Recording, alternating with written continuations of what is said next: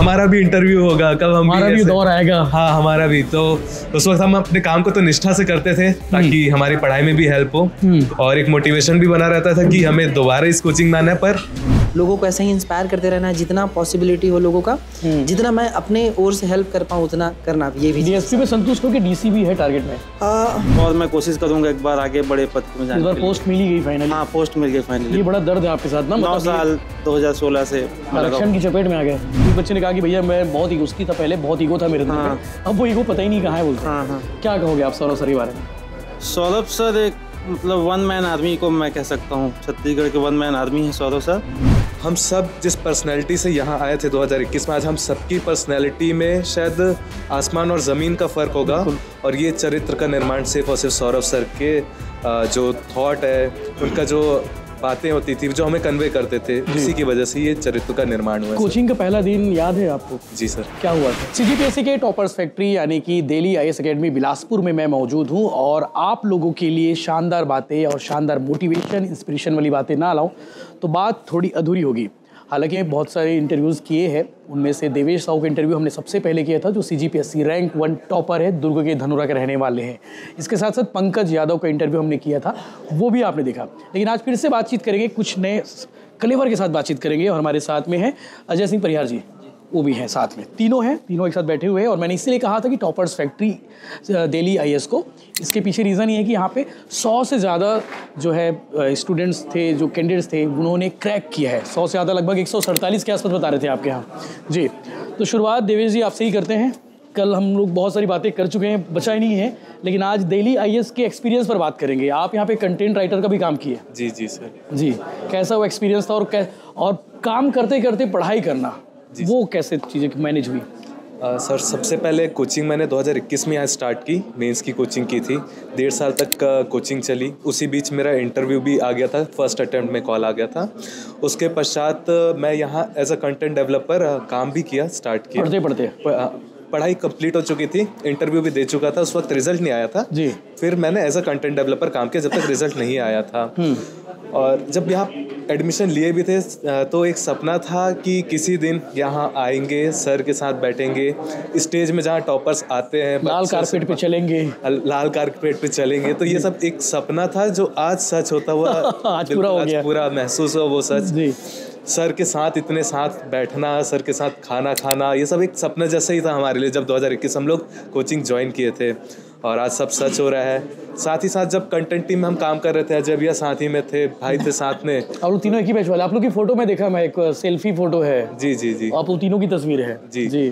तो हम लोग कंटेंट में भी काम करते थे, तो तब भी टॉपर्स आते थे, नए टॉपर्स आते थे, सिलेक्शन होता था। हम लोग देखते थे कि कब हमारा भी इंटरव्यू होगा, कब हमारा भी दौर आएगा। हाँ हमारा भी। तो उस वक्त हम अपने काम को तो निष्ठा से करते थे ताकि हमारी पढ़ाई में भी हेल्प हो। तो कंटेंट में काम करने का ये फ़ायदा था कि हम यहाँ टेस्ट सीरीज बनाते थे, कॉपी चेकिंग करते थे, उससे हमारी भी तैयारी अच्छी होते जाती थी जी।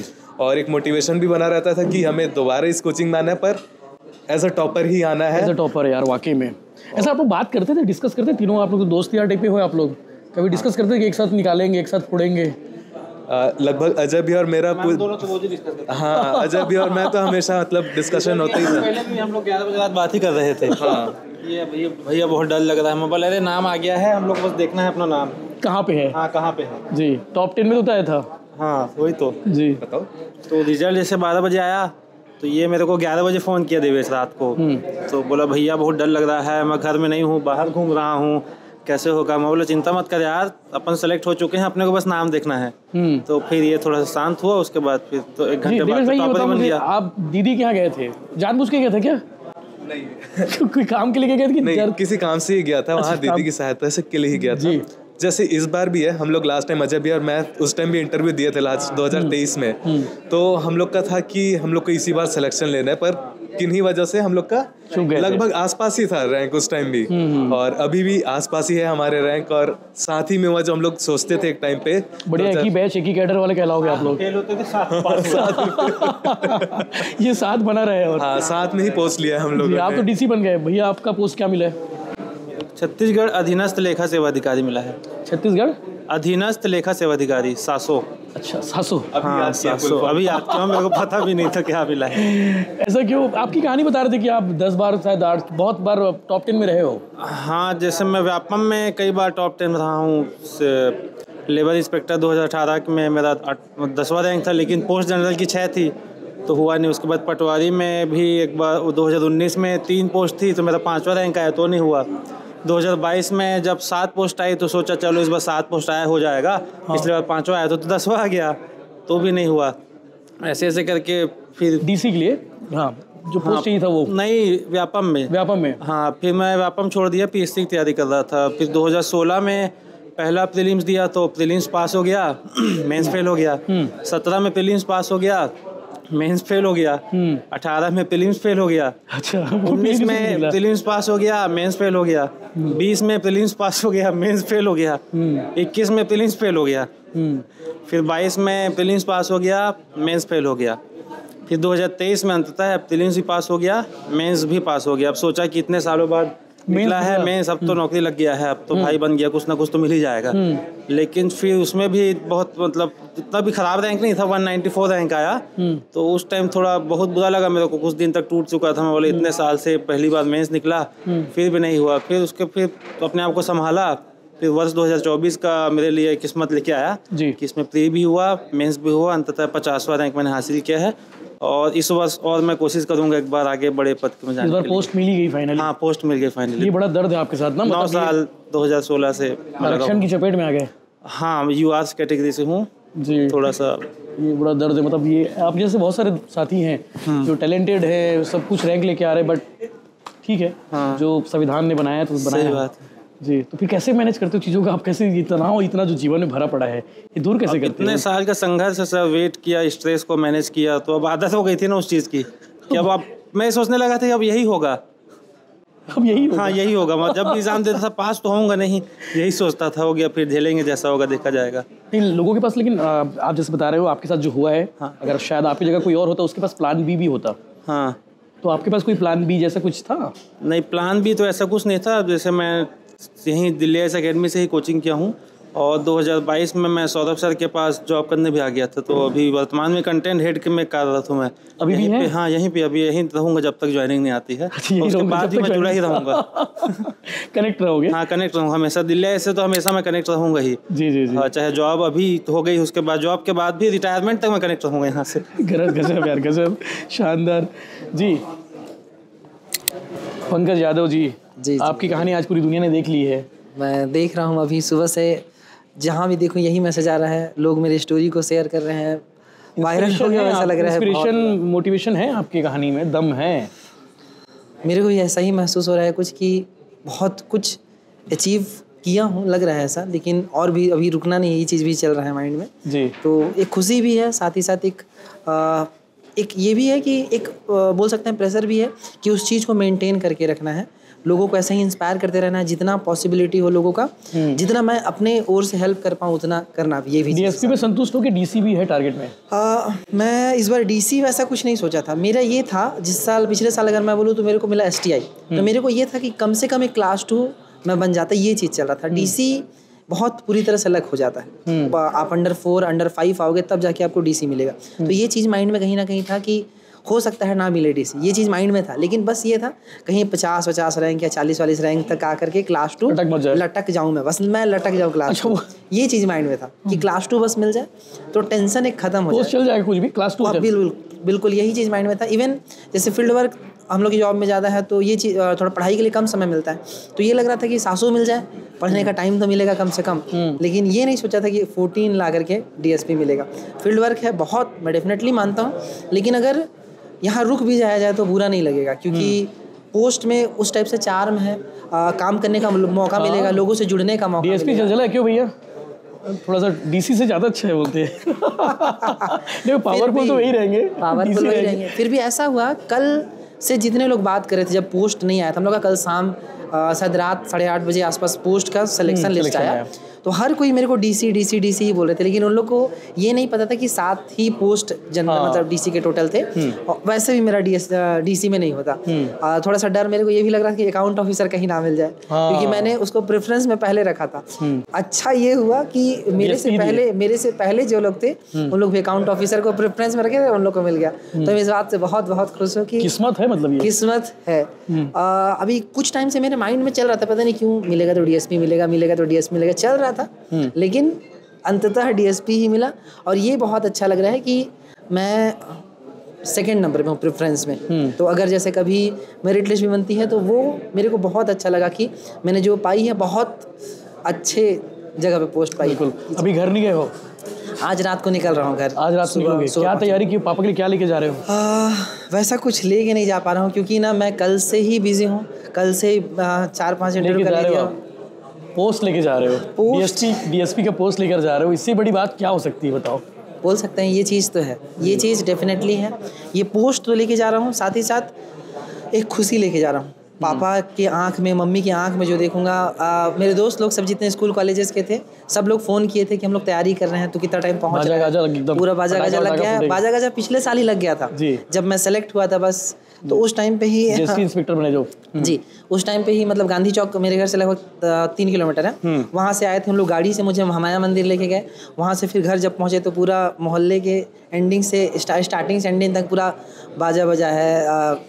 बुलाया गया था स्पेशली, लोग माला से स्वागत किया। तो ये चीज़ें पिछले साल एक्सपीरियंस कर चुका हूं। के पहले हो जो सरकारी अधिकारी बने हो? बिल्कुल बोल सकते हैं। वो भी डीएसपी पहले पीढ़ी के 2-3 पीढ़ी के बहुत मतलब बहुत दूर दूर तक वैसा कोई हमारे वैसा रहा नहीं है। बड़ी बात। ये चीज़ बहुत ज़्यादा मतलब हिट कर रहा है देखा जाए तो। जी भैया आपसे जानना चाहेंगे, स्टडी मटेरियल आप तो सबके लिए तैयार करते हो। हाँ। आपने क्या तैयार किया था अपने लिए और क्या पढ़ा था? कौन सा मटेरियल रहा होगा? मैंने तो लगभग सारा दिल्ली आईएएस का ही मटेरियल पढ़ा था। जो आप खुद ही बनाते हो? हाँ, जो हम लोग खुद ही बनाते हैं। हम लोग क्या छांट के बनाते हैं, जो कौन सा इंपॉर्टेंट है, कौन सा इसमें रखना है, कौन सा काम आएगा, मतलब एग्जाम में क्या पूछ सकता है क्या नहीं, तो उसी हिसाब से मैं करता था। मैं थोड़ी देर पहले बच्चों से बात कर रहा था, मतलब मुझे नहीं लगता कि ऐसा कोई बच्चा रहा होगा जिन्होंने सौरभ सर का नाम नहीं लिया। हाँ। सारे बच्चे सौरभ सर के बारे में कुछ ना कुछ बोलते रहे।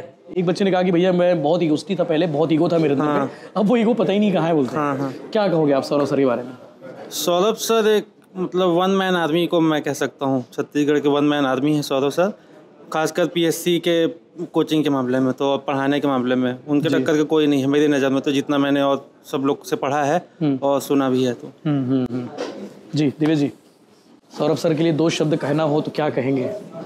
सर सौरभ सर को हम सिर्फ एज अ टीचर देखें, जो शिक्षा देते हैं वहाँ तक देखें तो बहुत संकीर्ण हम नज़रों से देख रहे कहूँगा। वो चरित्र का निर्माण करते हैं अपने कोचिंग में बच्चों का। और हम सब जिस पर्सनैलिटी से यहाँ आए थे 2021 में, आज हम सबकी पर्सनैलिटी में शायद आसमान और ज़मीन का फ़र्क होगा।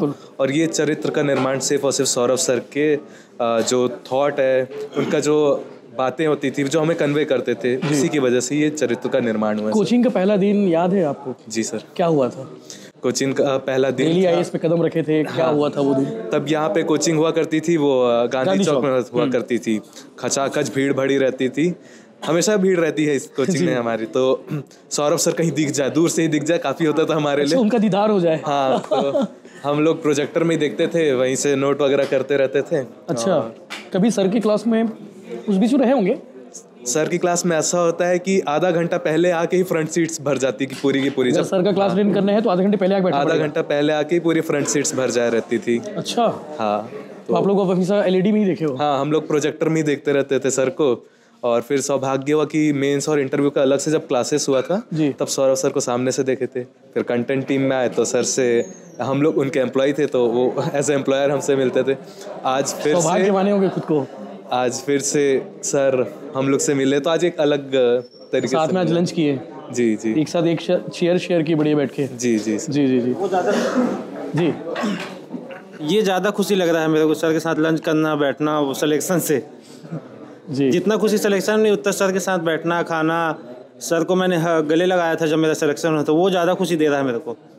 सिलेक्शन तो एक है, लेकिन उससे ज़्यादा खुशी सर के साथ ऐसा व्यवहार करना। बिल्कुल। पंकज जी, मैं 6 महीने लगभग कंटेंट में काम किया हूँ सर के साथ। तो उस दौरान सर से मिलना, जैसे बोलते हैं ना, एक अलग ग्लो है। अभी बीच में से हमारे प्रधानमंत्री जी के चेहरे पे एक ग्लो दिखाई देता है ना, जिस टाइप से इंडियन टीम ने पूछ भी दिया था कि जिस टाइप से ग्लो है, वैसा सर के अंदर एक ऐसा ग्लो है जो एक चार्म अपने साइड खींच लेता है। तो वो था सर के साथ। सर मेरे को कल फ़ोन किया था, मैं ऑफिस में था उस टाइम पे, सामने से फ़ोन किया कि पंकज ऐसा बात है, ये प्रोग्राम कर रहे हैं, आप पाओगे क्या? वो बोलना ही सर के लिए ना, मतलब मेरे लिए इतनी बड़ी बात है जिसकी कोई सीमा नहीं। हाँ, कल आप इंटरव्यू बोले भी, मैं बोला भी, खुद ही फ़ोन किया, सर खुद ही फ़ोन किया। मैं क्योंकि सर को बहुत एडमायर करता हूँ, उनको अभी से नहीं तब से देख रहा हूँ। उनसे मिलना, उनसे बात करना, वो डेली हज़ारों लोगों को पढ़ा रहे हैं, उसमें से मेरा नाम उनको याद है, मतलब मेरे लिए कितनी बड़ी बात है ये मैं इमेजिन नहीं कर सकता। बहुत बहुत बहुत ज़्यादा एडमायर करता हूँ। और सर हमेशा इंस्पायर करते हैं, वो हर किसी को साथ में लेकर के चलते हैं। कंटेंट के 6 महीने ना मेरे ऐसे परिवार का निर्माण हुआ, जैसे एक ग्रुप है कंटेंट का, अपना एक ग्रुप है, उस ग्रुप से अगर जैसे कोई ऐसा ही आया 1-2 महीने के लिए आता है, चले जाता है। हम लोग जब से आए हुए हैं, अभी 1.5 साल हो गया मेरे को यहाँ छोड़े दिल्ली आइस, लेकिन अभी भी मैं उस टीम में शामिल हूँ। कभी भी कोई ग्रुप में आता है, मैसेज आता है, बिल्कुल मेरे को नोट किया जाता है, मेरे को नोटिस किया जाता है। ये बहुत सर का ही दूरदर्शिता है, हमेशा गाइड करते रहना, ऐसे लिखो वैसे पढ़ो, ये चीज़ बहुत बहुत ज़्यादा मायने रखता है मेरे लिए। चलो, बहुत बढ़िया। और कोई बात जो छूट रही हो? वैसे आप लोग दोनों से आधा घंटा बात कर चुका हूँ जी। जी अजीब भैया जी, आप बताओ। बता दो। बता दो। आज जब हम लोग थे लास्ट साथ में कंटेंट में थे, फिर उसके बाद जब साथ में इंटरव्यू दिए लास्ट टाइम, भैया का जो कॉन्फिडेंस रहता था या आत्मविश्वास देखता था जब मैं, तो मेरे को कभी कभी मेरे ऊपर जब डाउट होता था तो सर भैया के आत्मविश्वास से मेरे को आत्मविश्वास मिल जाता था। भारी टेंशन फ्री आदमी ना, बहुत। और देखा हूँ एकदम बिंदास। जैसे मैं पूछ रहा हूँ भैया कि हम लोग का क्या रैंक होगा, क्या रिजल्ट होगा, अरे टॉप 10 में होंगे यार हम लोग। सर भैया का ये कॉन्फिडेंस, अरे हमारा टॉप 10 में आएगा यार, तो उसका क्यों टेंशन ले रहा है। तो इनके आत्मविश्वास से भी बहुत मदद मिलती थी जी। अजय जी, आप ना अपने साथियों से कह दो, जो साथी सेलेक्ट नहीं हो पाए हैं, उनको बढ़िया कॉन्फिडेंस वाले अंदाज में कह दो यार, टेंशन लेने का नहीं, पढ़ते रहो, करते रहो, मेहनत करते रहो, सिलेक्शन होगा ही, यही सोच के मतलब पढ़ते रहना। ये ना कभी ये दिमाग में लाना ही नहीं है कि सिलेक्शन नहीं होगा। केवल मेहनत कर रहा हूँ और सिलेक्शन होना ही होना है। आप लगे रहे, डटे रहे। हाँ, लगे। मुझे देखो 9 साल से लगा हुआ। अगर सोच लेता कि अरे यार नहीं हो रहा, अब छोड़ देता हूँ तो कहाँ होता। मेरे किस्मत में लिखा था कि 2024 में 50वां रैंक आएगा।